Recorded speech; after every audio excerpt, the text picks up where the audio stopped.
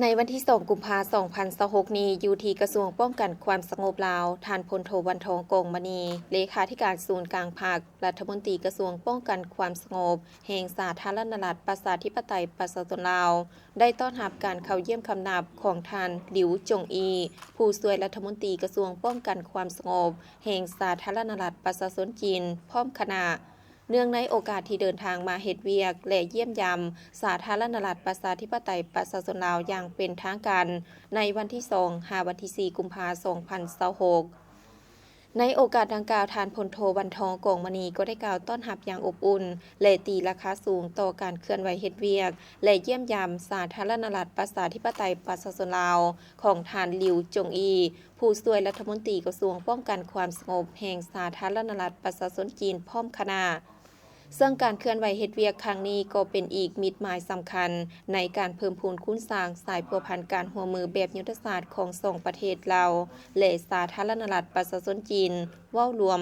ว่าเฉพาะก็แม่น2กระทรวงป้องกันความสงบลาวและกระทรวงป้องกันความสงบสาธารณรัฐประชาชนจีนให้มีความมั่นคงทะนงแกนยิ่งขึ้นกว่าเก่า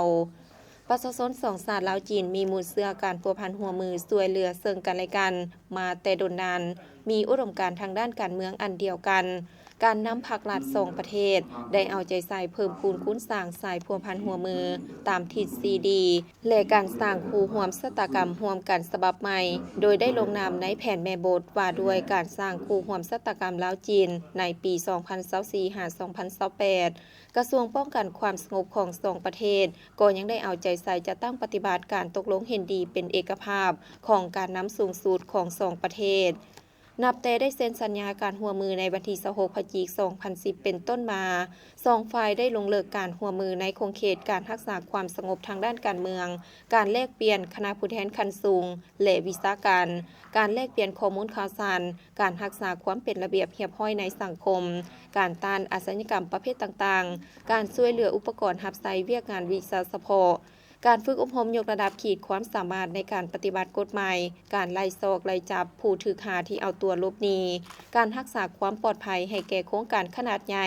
การเข้าออกเมืองผิดกฎหมายการหัวมือแก้ไขอาชญากรรมโซโกงทางโทรคมการพนันออนไลน์และอื่นจากนั้นท่านหลิวจงอีผู้ช่วยรัฐมนตรีกระทรวงป้องกันความสงบแห่งสาธารณรัฐประชาชนจีนก็ได้กล่าวแสดงความขอบใจอย่างสูงต่อท่านพลโทวันทองกงมณีเลขาธิการศูนย์กลางภาครัฐมนตรีกระทรวงป้องกันความสงบพร้อมคณะที่ได้ให้การต้อนรับอันอบอุ่นพร้อมทั้งได้กล่าวจุดประสงค์ของการเคลื่อนไหวเฮ็ดเวียกครั้งนี้ให้ท่านรัฐมนตรีกระทรวงป้องกันความสงบลาวได้รับทราบตื่มอีก